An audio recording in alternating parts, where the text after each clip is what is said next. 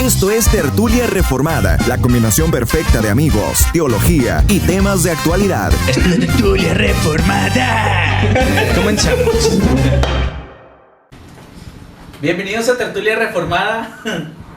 Una semana más, un podcast más después de esta cuarentena. Y pues como ven, estamos aquí. Mandamos saludos a nuestro amigo Anaías. Y pues el tema de hoy va a ser... Sé que no se haya enfermado, eso es lo que espero. Los temas de hoy pues van a estar candentes. Picosos. Fuertes. Salseo. Oscuros. Okay. Oscuros creo que es muy racista. De hecho, por cierto, empecemos con el racismo. Vale, pues hoy en Tertulia Reformada, después de...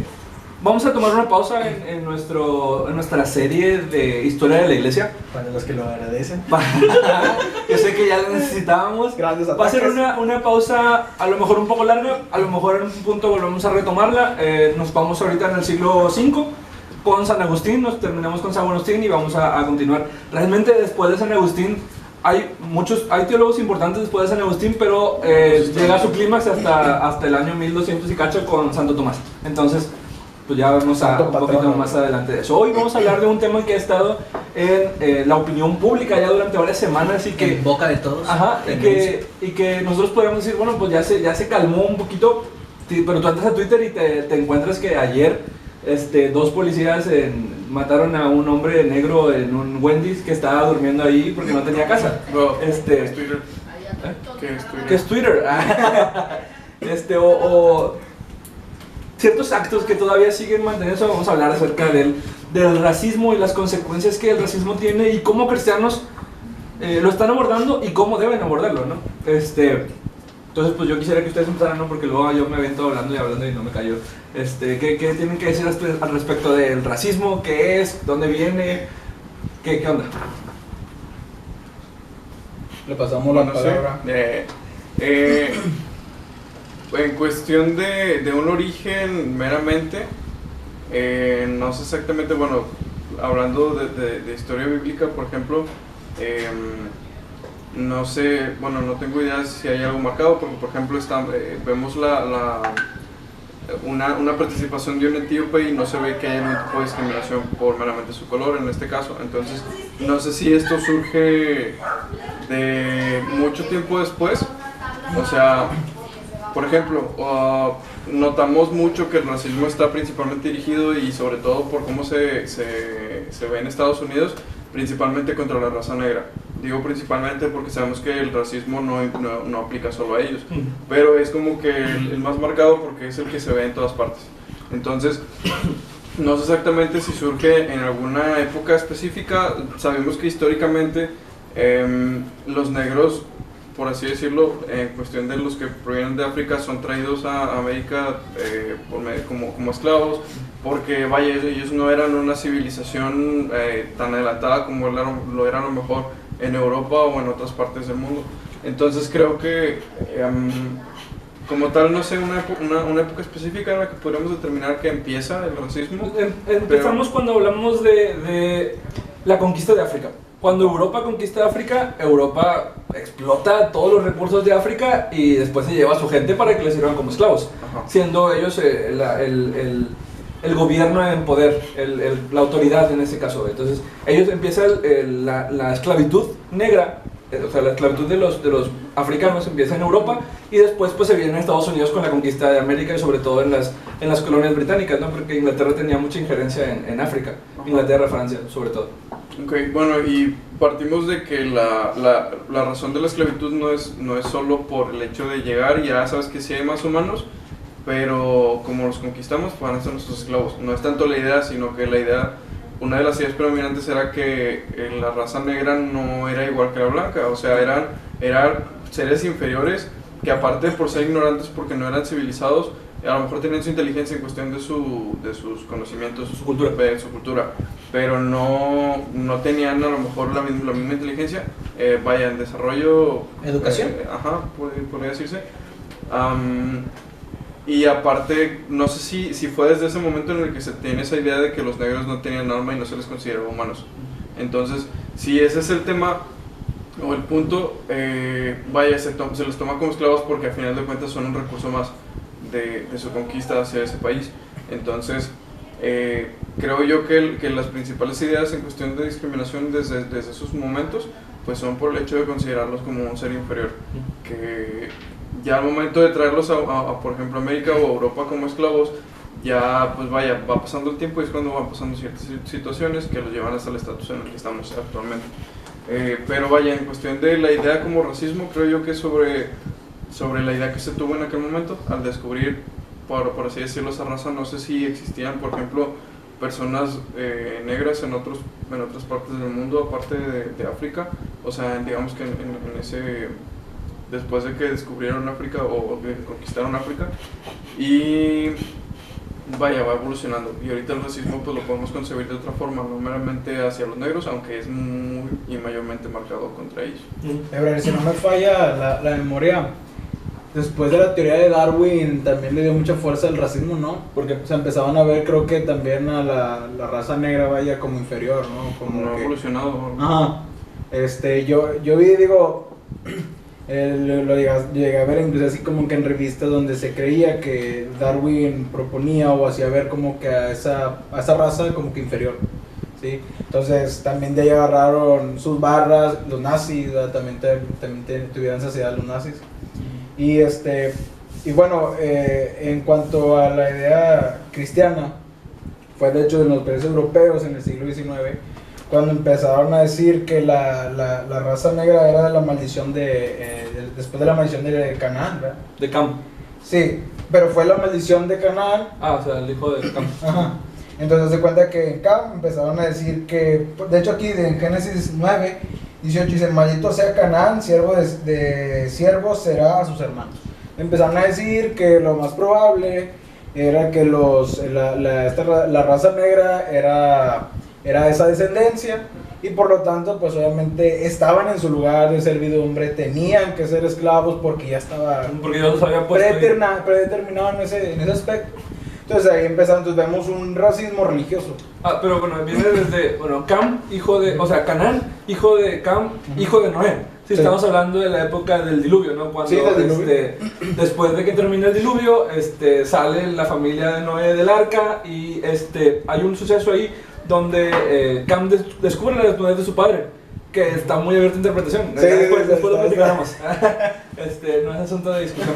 Descubre la desnudez de su padre y es maldito por Noé. O sea, Noé maldice a Cam y en el sentido tiene que hablar con... él va a ser siervo de sus hermanos. Entonces ellos ven la distribución de los hijos de Noé, las tribus, como los jafetitas al oeste de Europa, los semitas pues aquí en la región de Canaán, Palestina actualmente, y para abajo los camitas, que son los descendientes de Cam y de Canaán en la región de África. Entonces ellos ahí justificaban ese tipo de comportamiento.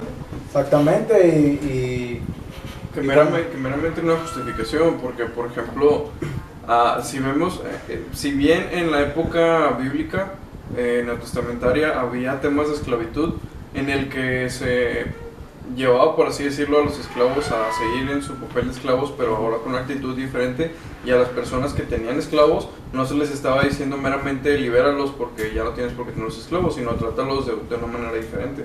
Entonces, desde un punto de vista bíblico, no se deja claro, por así decirlo, el ir en contra de la cultura. Creo yo que si un cristiano que tenía esclavos los liberaba, probablemente su economía se iba a caer porque de ellos dependía, porque eran sus trabajadores, era su fuerza, su mano de obra. Pero sí, tal vez cambiaba entonces su manera de trabajar, de tratarlos, de sostenerlos. Sí, de hecho bueno, hay mucha gente que argumenta en contra de la Biblia porque la Biblia sostiene la esclavitud. Sin embargo, es anacrónico verlo de la esclavitud contemporánea o de lo que nosotros consideramos como esclavitud. En aquellos tiempos esa era la única forma de trabajo. Tú te vendías como esclavo o eras nacido, concebido como esclavo, nacías en esclavitud, pero los esclavos tenían un estatus social mucho más alto que las personas que no eran esclavas, que las personas que no tenían un hogar, por ejemplo. Vivían en la calle. Vivían en la calle, exactamente. Entonces, estos esclavos estaban, dependiendo del rango de su amo, eran los beneficios que tenía su esclavo, él tenía comidas, tenía trabajo, tenía todas sus necesidades básicas cubiertas.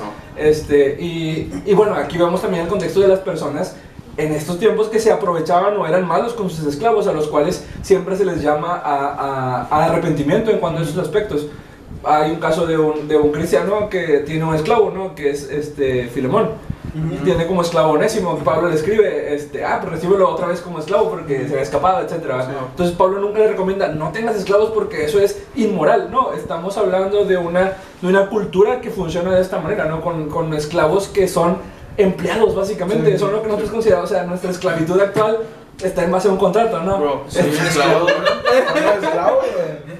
Así ¿Estás es, diciendo Oye, que soy un esclavo? Oye, pues de ahí viene la idea de Pablo, ¿no? Esclavo por amor, cuando Sí. Pablo esclavo de Cristo, según el... Sí, la identidad del cristiano ahora es en cuanto a una esclavitud en Cristo, aunque Cristo dice, hay cierta paradoja, ¿no? Porque él mismo dice, yo no les llamaré esclavos, sino les llamaré amigos. No les llamaré siervos, porque Sí. el siervo no sabe lo que hace su señor.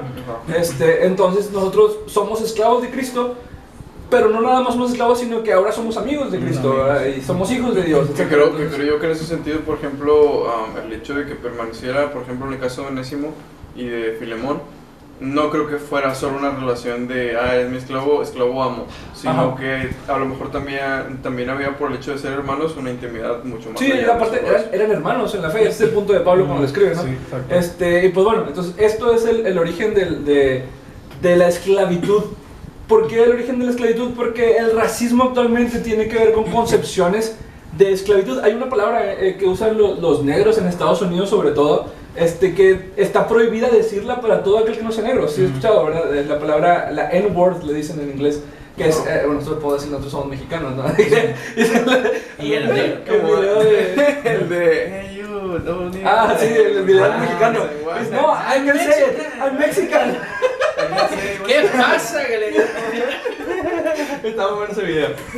Pero es la palabra nigaon, es en realidad nígero, negro. Sí. Ajá, viene es una palabra que tú dices, pues es una palabra nada más, ¿no? La palabra en sí no tiene una carga moral inherente. Ajá. Sin embargo, tiene una carga ideológica Histórico. histórica, exactamente. ¿Por qué? Porque mucho tiempo en Estados Unidos estas personas negras no tuvieron derechos, no tuvieron ningún privilegio, estaban relegados completamente de la sociedad y se les llamaba despectivamente negros. Ajá. Entonces, de hecho sí, la palabra en español es negro. Que creo yo que no era una misma esclavitud como a lo mejor la que se concebía antes, a lo mejor de un trato digno de las personas, sino que llegaba a un trato déspota y de maltrato, no tanto. Sí, sí.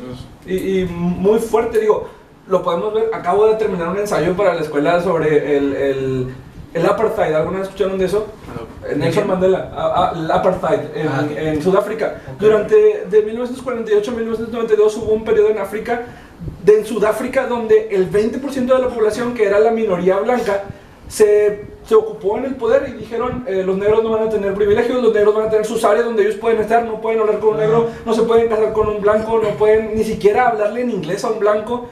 Es algo bastante ridículo si lo ponemos en esa perspectiva, ¿no? Eran el 80% de la población de Sudáfrica y estaban completamente oprimidos por la minoría blanca, el 20%, ¿no? Eso me suena algo de aquí en Nuevo León, como ciertos amigos que vienen de una parte de Asia. Nos vinieron a invadir. Así es, exactamente. Entonces, aquí tenemos a esta cuestión de la esclavitud o la segregación racial, que ese mismo tipo de segregación, bueno, ahí hubo héroes nacionales como fueron Nelson Mandela, quien luchó por los derechos de los negros, y los consiguió en el 92, 90 salió de la cárcel, porque lo metieron a la cárcel por creer, por su ideología. Bastante ridículo cuando lo ponemos en nuestro contexto. En Estados Unidos tenemos a Martin Luther King, que era un pastor bautista que luchaba por los derechos civiles de los negros, a raíz de un incidente con una mujer que se niega a darle su lugar a un blanco en el autobús, porque los negros tienen que sentarse hasta atrás. Entonces, aquí en México, este racismo negro no está presente. Al ratito hablamos un poco sobre el racismo en México, pero aquí este racismo negro no lo vimos de la misma manera que lo vieron estos negros en Estados Unidos y en África. Sí hay afromexicanos, afrodescendientes, ¿sí? Sí hay comunidades negras en México, Es muy poco. Sí, y es muy poco en comparación a los Estados Unidos. De hecho, es un espectáculo para la gente ver a un negro en la ciudad, ¿no? Aquí en Monterrey. Sí, pero ¿estás de acuerdo que la imagen de un hombre de color aquí en Monterrey es mucho diferente que en Estados Unidos? Aquí lo ves y dices, ah, no manches, ¡Qué chido! ¡Qué chido! ¡Tu pelo! Sí, ah, ¿por qué estás tan alto, man? Es porque no estamos acostumbrados a ver a personas de color, ¿no? Personas negras. Bueno, Pero esto ha acarreado los cristianos. Yo he visto muchos cristianos de derecha conservadores que niegan que existe en Estados Unidos un racismo sistémico y sistematizado, o sea, que está en el sistema. Okay. La verdad es que los hechos nos han mostrado siempre que hay una preferencia, hay ciertos privilegios por el simple hecho del color de piel que tienes, que es un color de piel blanco. Ya sobre un poquito antes de lo que estaba diciendo. Vamos a lo mismo, que a lo mejor en el papel, por así decirlo, lo esté hecho en cuestión de que la Constitución o los derechos humanos de las personas puedan decir una cosa, pero el hecho del pensamiento cultural de la gente te lleva a tomar otra forma de actuar. Exactamente, y te ponen, no, mira, este presidente hizo esta política pública que da privilegios a los negros, a las personas de hecho son black people, pero pues en español se traduce igual, no a los negros. Pero ese no es el punto, ¿no? Aquí, ¿cuánto tiempo han tenido ciertas políticas, privilegios ¿cómo se dice? Reivindicaciones de ciertos grupos poblacionales que la gente todavía sigue discriminando, como los grupos indígenas, por ejemplo? Es exactamente lo mismo, o sea, es una cuestión cultural que ha estado en el sistema, que el mismo presidente de los Estados Unidos lo está perpetuando, porque ese ha sido su discurso desde que él comenzó, un discurso xenófobo, un discurso racista. Xenófobo es de los que son extranjeros. Sí. Un discurso racista, un discurso que tiene que ver con la supremacía blanca. Otra vez vamos a hacer América grande, como lo fue en aquellos tiempos de gloria donde, no lo dice así, obviamente, no lo va a decir así nunca, donde los blancos teníamos el poder, donde Estados Unidos era la potencia mundial y no competía ni con China ni con nadie, porque ahorita China le está como que moviendo el piso un poquito a Estados Unidos, pero no. Entonces, lo podemos ver a lo largo del desarrollo de la historia norteamericana, como estos grupos, estas minorías negras han sido relegadas, han sido segregadas y han sido oprimidas durante mucho tiempo.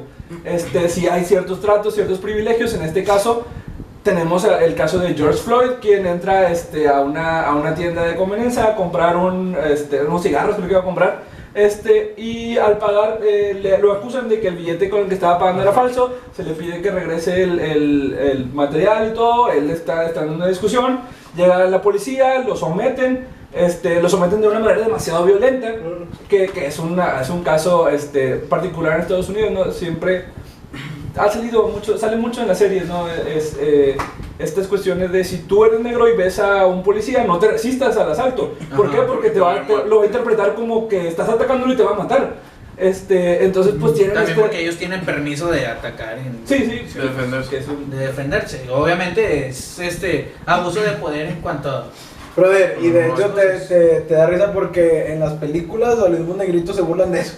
Sí, no, sus tragedias. Pues sí, o sea, ¿qué hacen? Entonces, pues George Floyd es sometido por un yo sé que todos conocen la historia. Un policía, le pone la rodilla en el cuello y muere asfixiado. En la ambulancia. Y las últimas palabras que está diciendo él en el video, porque hay un video que es muy fuerte en realidad.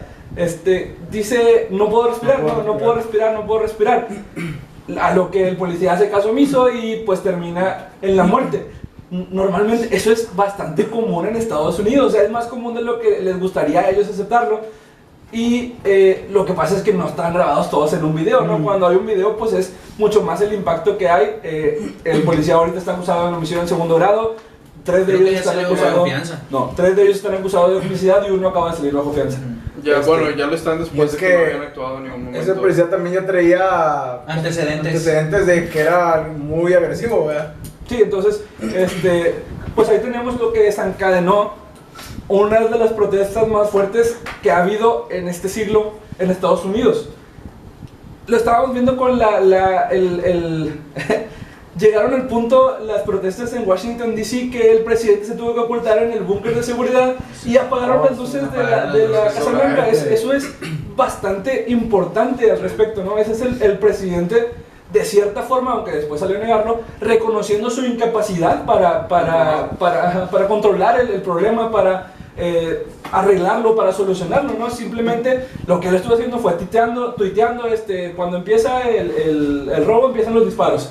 When the looting starts, the shooting starts. Pues ahí o sea, estamos completamente, este grupo antifascista está declarado como terrorista, entonces si es un grupo terrorista, cosa que trae un mayor impacto en la sociedad, en el movimiento, y obviamente se va todavía más para arriba. Ajá, exactamente, sí, claro que sí es.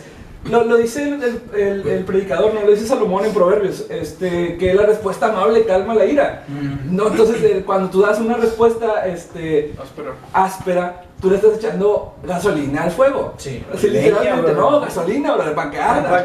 O sea, no es de que un poquito se echó, no, le estás echando gasolina. Sí, porque fue donde ya explotó todo, Sí, y fue donde exactamente. empezaron A quemar, sí, no, tú viste la quema de la estación de policía, ¿no? Eso Bastante es impresionante, esa imagen. Entonces tú tienes a una multitud de gente enojada por la injusticia que ellos han vivido, o otros que los apoyan porque creen que los otros han vivido una injusticia durante mucho tiempo y creen que es momento de terminarla ahora sí, porque sí.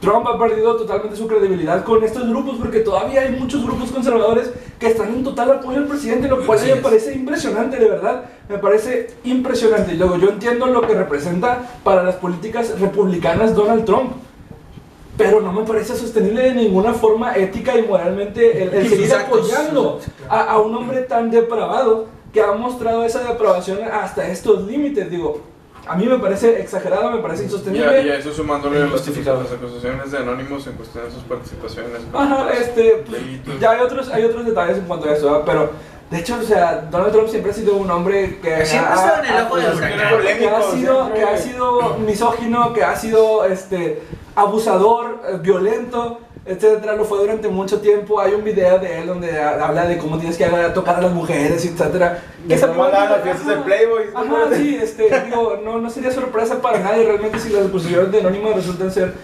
ciertas. El punto aquí es que Donald Trump es el presidente de esta nación y tiene este tipo de discurso y está haciendo que mucha más gente apoye ese mismo tipo de discurso. Entonces tienes a una nación completamente dividida en todos los temas fundamentales de la vida.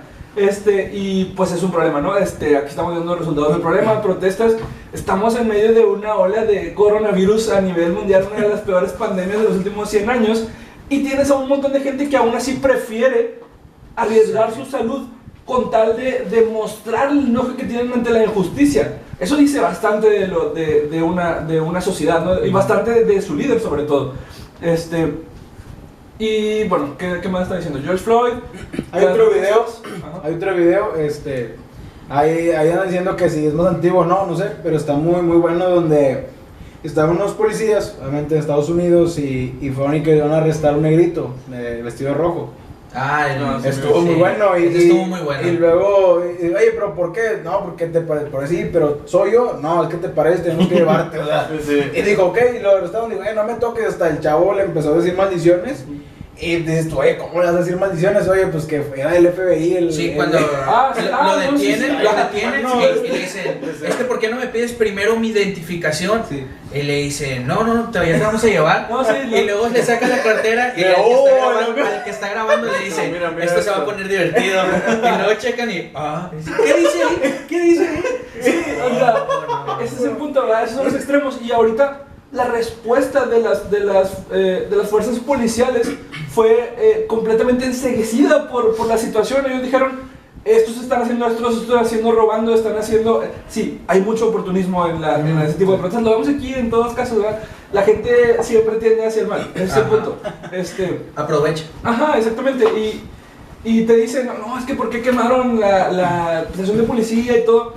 Es gente que está sumamente enojada. Cuando la gente está enojada no piensa racionalmente. Cansada de la injusticia. No, o sea, tú me haces enojar ahorita y en un fuerte suelto un fregazo, brother.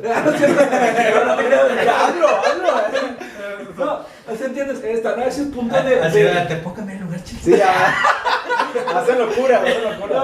Se está en ese punto de una cólera tan fuerte, una rabia tan Que no te importa. de proporciones épicas, griegas, así como Aquiles en la Ilíada, ¿no? Que está enojado y casi mata a todos. Así, o sea, ese tipo de cólera ciega, de ira ciega que los hace actuar de manera irracional. Digo, no podemos justificar en ningún caso la violencia. Sin embargo, entendemos que la gente ha sido orillada hacia esto y aún así nuestra labor como cristianos no es decir, los negros están haciendo mal. Hay que ponernos del lado de los conservadores, ¿no? ¿Por qué? Porque ellos están tratando de traer la paz social, ¿no? Pues ahí hay muchos tintes, no estamos obligados a ponernos en ningún lado, exactamente. Y no, a pesar del más pacífico, no estamos obligados a ponernos en ningún lado en cuanto a esos casos. Sin embargo, como cristianos tenemos que responder hacia lo que está pasando, ¿no? ¿De qué manera lo vamos a hacer? Ok, pero después de todo esto viene como que un tiempo o una semana de paz en donde hasta los policías y varias gente blanca le lavan los pies a los negros. No, brother, espérate. No, porque un poquito antes. Tampoco es como que paz, porque estas protestas desataron otras protestas en otras partes. O sea, lo vemos en la embajada de Estados Unidos aquí en la Ciudad de México y lo vimos en otras partes. En Londres hubo también protestas por apoyar a Black Lives Matter.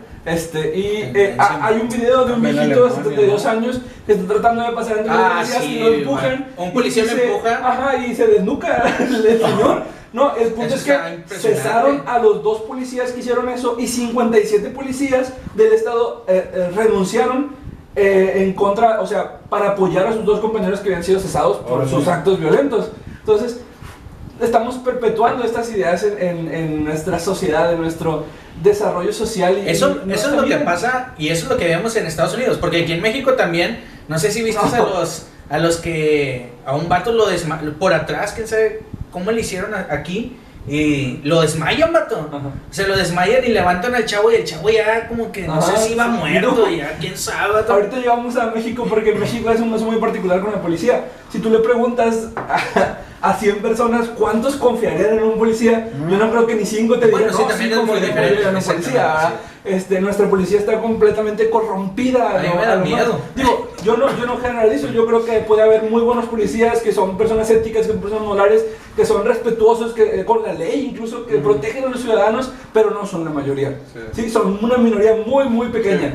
Entonces, pues, en cuanto a la injusticia en general, digo, eso que tú dices, lavándole los pies a las personas negras por ser blancas, arrodillándose ante las personas negras y pidiéndoles perdón, es abandonar la razón para seguir tus propios sentimientos.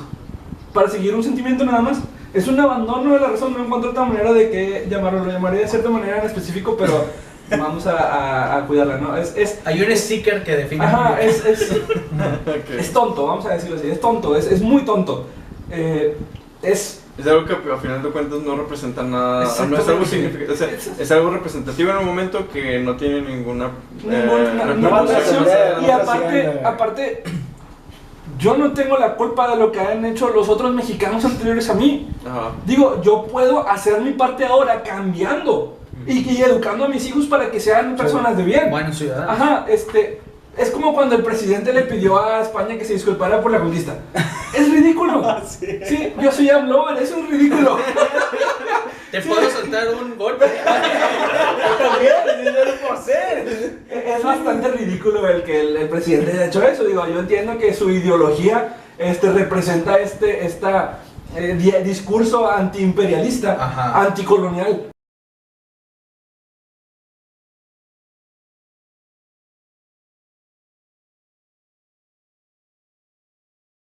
Recae sobre el individuo que realiza el pecado, y ese es el punto del evangelio, ¿no? Yo soy pecador y puedo encontrar salvación en Cristo solamente cuando reconozco mi pecado y pongo mi fe en Cristo. De otra manera no podría hacerlo. Sí, digo, pues ahí tiene Santiago 2, ¿no? Que dice: ustedes, hermanos míos, que creen en nuestro glorioso Señor Jesucristo, no deben hacer discriminaciones entre una persona u otra. Supongamos que ustedes están reunidos y llega un rico con anillos de oro, ropa lujosa, lo atienden bien y le dicen: siéntate aquí, en un buen lugar. Y al mismo tiempo llega un pobre vestido con ropa vieja, le dicen: tú quédate allá de pie o siéntate en el suelo. Entonces están haciendo discriminaciones y juzgando con mala intención. El libro de Santiago está muy interesante, ¿no? Porque siempre que se presenta al rico, se le presenta como el malo. Y siempre que se presenta al pobre, se le presenta como el bueno, el noble, el piadoso.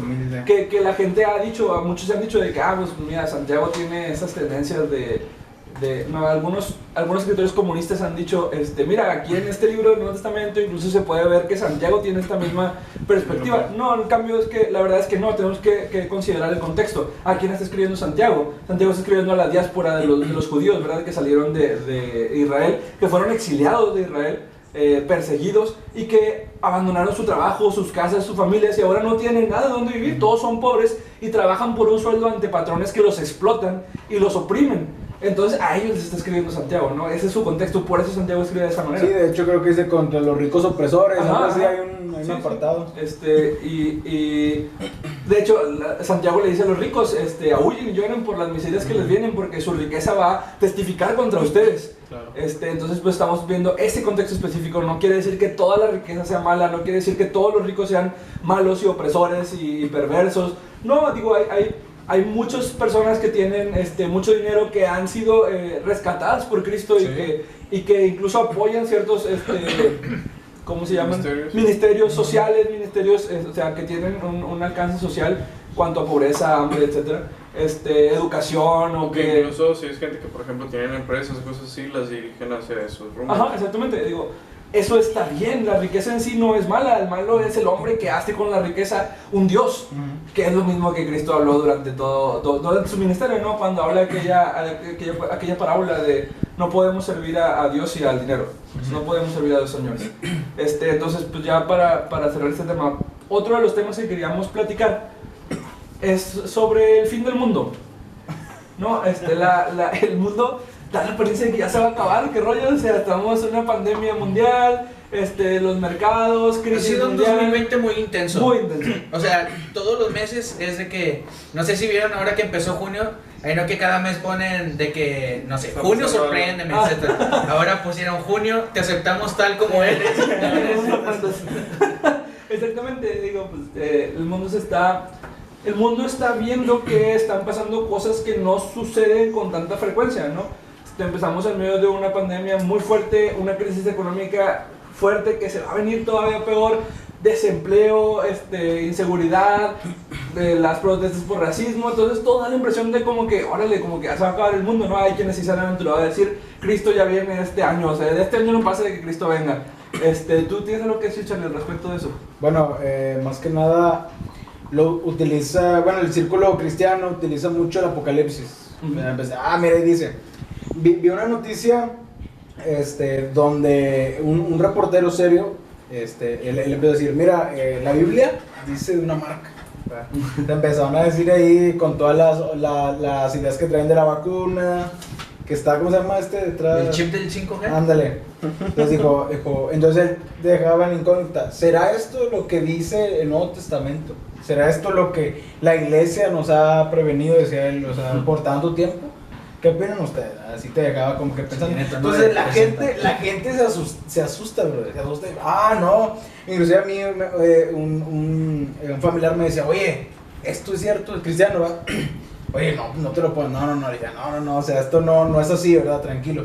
Pero, o sea, la gente ha entrado en una histeria bien fuerte. La gente ha... ahí tienes los debates en las redes sociales sobre el apocalipsis, porque todo esto te va a sacar a la luz. Otros dicen, no, el 5G no, eso es del diablo y cosas así, ¿no?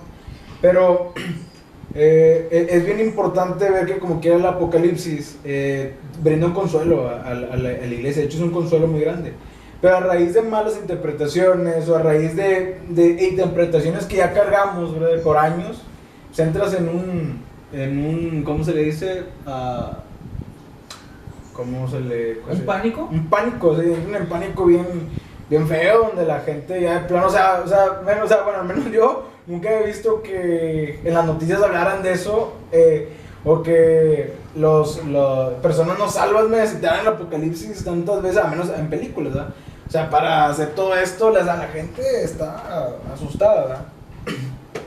Sí, pues el chino, algo que sobre eso, sobre el fin del mundo. momento veremos las posturas para acercarnos al Apocalipsis. Pero, de hecho, hay un video que subimos a Tertulia explicando un panorama general de esas posturas.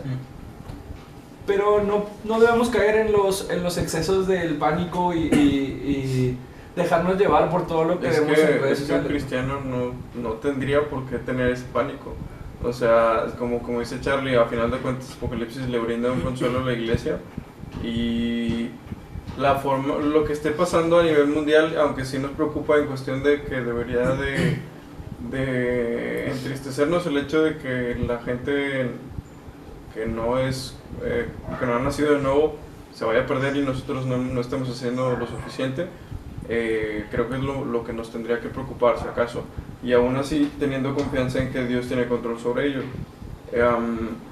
Pero un cristiano no tendría por qué tener una preocupación. O sea, a lo mejor la gran mayoría de nosotros, creo que, aunque se supone que nuestra creencia es que no nos debería importar nada en la tierra, aún así tenemos afanes que nos llevan al estar a lo mejor tristes o preocupados porque hay cosas que quisiéramos hacer, y que si es así como pensamos, y Dios y es la venida de Cristo en los próximos años, no vamos a poder hacer muchas cosas. Y es triste porque a final de cuentas ese no debería ser el enfoque cristiano.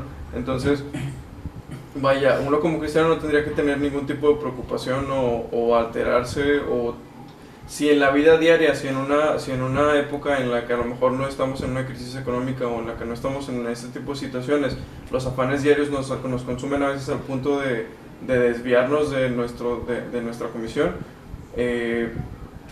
porque, o sea, si desde esos puntos que digamos que están normales, tranquilos, lo hacen, nosotros deberíamos estar como que trabajando para que incluso estos puntos en el que todo está álgido tampoco lo haga. Y creo que es algo que a veces perdemos, o sea, el hecho de que por qué los cristianos deberían estar preocupados por temas como la marca de la bestia o por temas así. Nos debería preocupar el que no somos de esa iglesia que apostata, o sea, no nos debería preocupar el que ese tipo de amenazas o rumores estén, porque nosotros no estaríamos involucrados si realmente somos de iglesia. Así es, muy bien.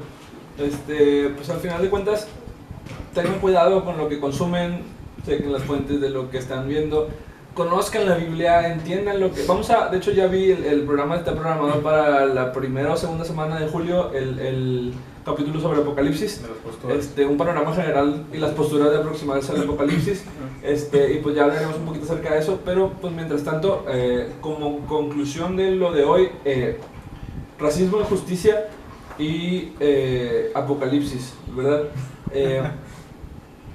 Busquemos que todas nuestras posturas no sean políticas, que no sean de derecha o de izquierda, sino que sean cristianas. Digo, la gente dice muchas cosas, la gente sí dice muchas cosas.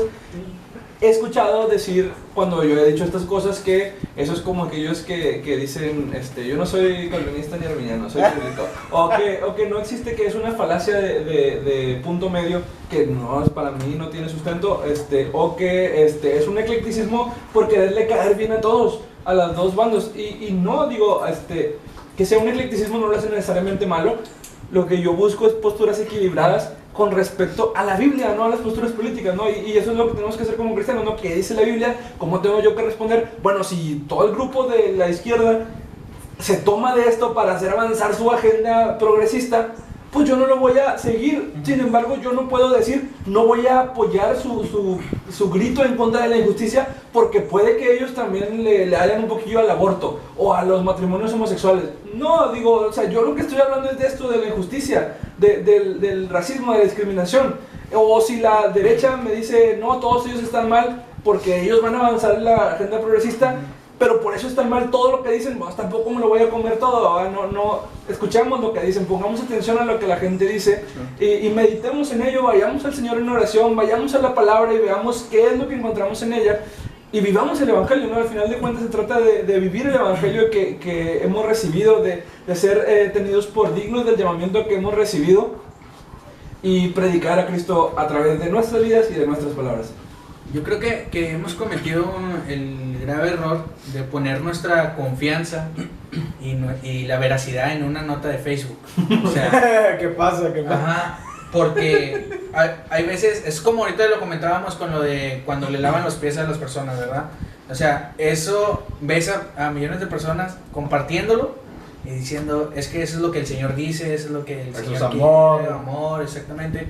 Y pienso que todo eso pasa por ignorancia, vaya, de todo lo que hemos estado también platicando aquí. Eso es muy importante lo que dices, en cuanto a ir a las escrituras, ver los puntos de vista también en diferentes, no nada más en esas publicaciones, en diferentes foros. Todo, ¿no? En todo.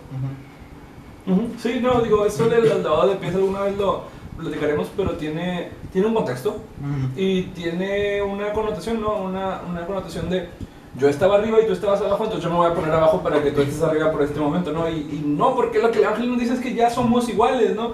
Ya somos uno en Cristo, ya no hay tú blanco, yo negro, ya no hay tú moreno, yo güerito. Sí, digo, las etiquetas ahí están, pero pues ya no tiene a final de cuentas ese mismo sentido. Ahorita otras acciones podrían reemplazar eso, ¿no? Un pastor decía ahí que bolearle las botas era como lavarle los pies a mi hermano. Vaya. Pero también tiene cierta carga que yo tendría que analizar mejor. Pero bueno, la próxima semana vamos a hablar acerca de el amor de Dios. Vamos a empezar a ver unos temas sobre los atributos de Dios, la teología propia. Y vamos a empezar a hablar acerca de el amor de Dios, cómo la teología reformada, el cristianismo histórico y el cristianismo contemporáneo han explicado el amor de Dios. Les invitamos a revisar algunos textos en eso. Si tienen alguna duda, pues enviárnosla a través de las redes sociales, Tertulia Reformada en Facebook y en Instagram, ¿sí, verdad? Nada más. Así es. En YouTube también Tertulia Reformada, síganos, compartan. Apóyennos. Comentarios en los videos. Voy a pasar mi cuenta de PayPal para que nos depositen. Ya ven que cambiamos un poco de sed. Es cierto. No les voy a pedir que depositen. Nuestro correo tertuliareformada @gmail.com. Con confianza. También para cualquier comentario, duda, todo. aclaración. Incluso crítica, aceptamos crítica también. La crítica siempre ayuda a mejorar. A veces. Sugieran temas. Sugerencia de temas. Pero mientras tanto, la próxima semana hablaremos de el amor de Dios. ¿Y algo más que comentar? No. Entonces, Es tertulia.reformada@gmail.com. ¿Qué más? Si son de los que nos escuchan en Spotify y que nos ven en YouTube, tenemos nuestra página de Facebook en donde estuvimos subiendo algunos videos también cada viernes de Tertulia desde casa. también hay quien nos escucha en Google Podcast. En Google Podcast también. En nuestra página de Facebook estuvimos subiendo algunos temas con duración pues un poco corta, en donde estuvimos dando varios temas, los integrantes de la mesa de Tertulia, para que también lo vayan y lo chequen, lo estén compartiendo. Compartimos frases, devocionales y esos videos. Gracias por el apoyo. Denle like a la página, Ajá. compártanla. Suscríbanse. ¿Algo más? Eso es todo. Nos vemos la próxima semana en Tertulia Reformada. Así es. Nos Dios vemos. bendiga. Saludos.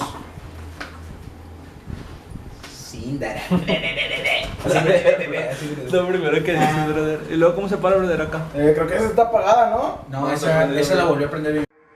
Eso fue Tertulia Reformada. Síguenos en nuestras redes sociales y no te pierdas nuestro episodio semanal, Tertulia Reformada.